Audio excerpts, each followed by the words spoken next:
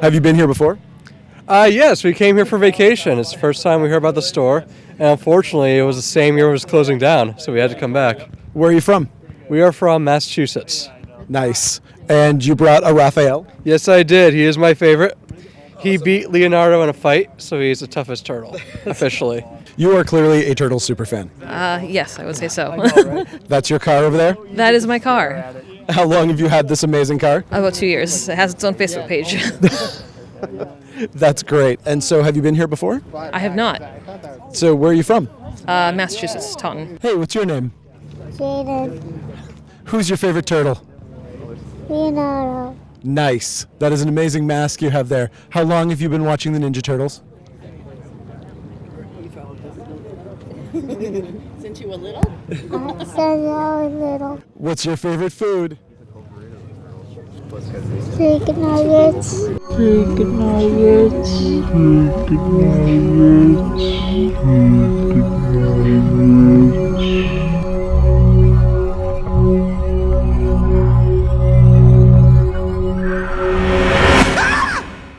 When I started reading comics, there was I would guess a 20th, if that much, of what's available now. Probably less than that. And I was a pretty a regular reader of a lot of Marvel titles during that time, and of course anything that Jack Kirby did.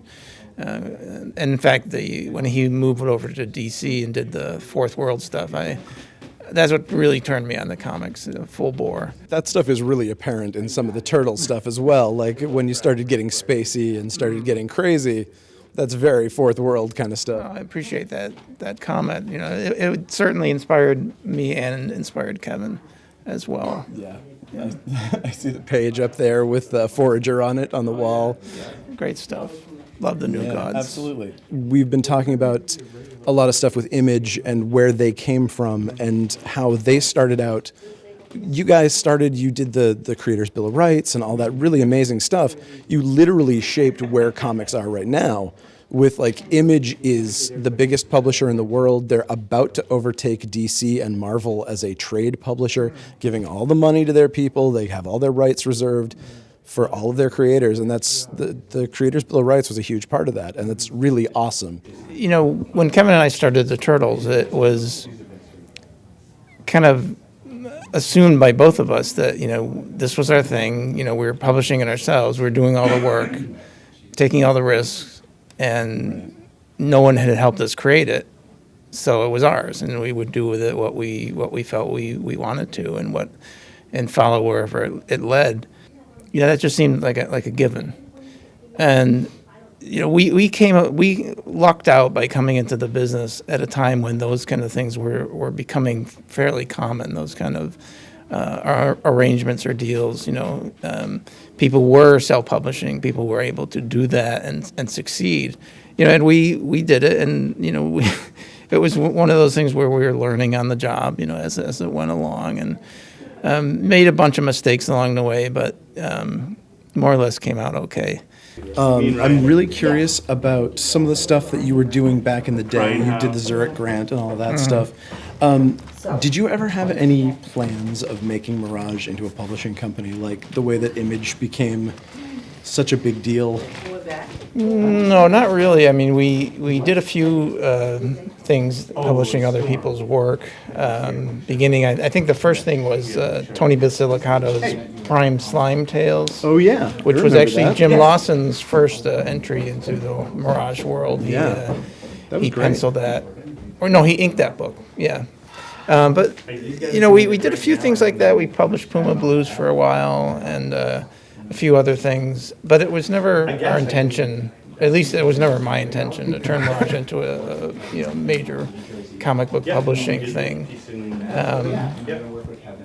And that's actually how Tundra came about, because Kevin was very fired up about that and really wanted to do that and wanted to, use the resources that had become available to him through the Turtles' success. Right. And there are a lot of deserving creators out there who needed a publisher to support them, and that's what he did for a while anyway.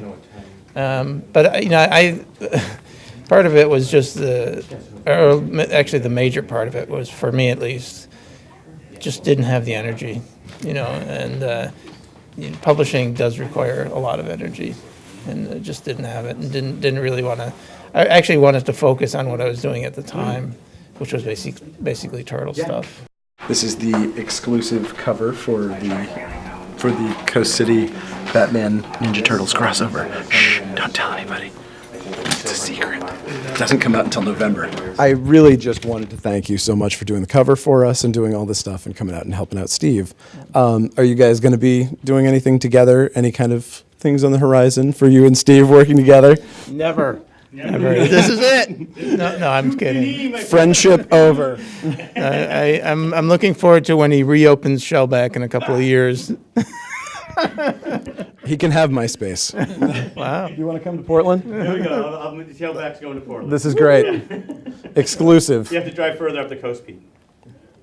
It'll be worth it. All right. Awesome. We'll nail you down for a signing later on today. But no, thank you so much. Really appreciate everything you've done for us and everything you're doing for Steve. And thank you again. And we'll see you soon. Appreciate it. Thank you. Teenage Mutant Ninja Turtles. Teenage Mutant Ninja Turtles. Splinter taught them to be ninja teens. He's a radical rat.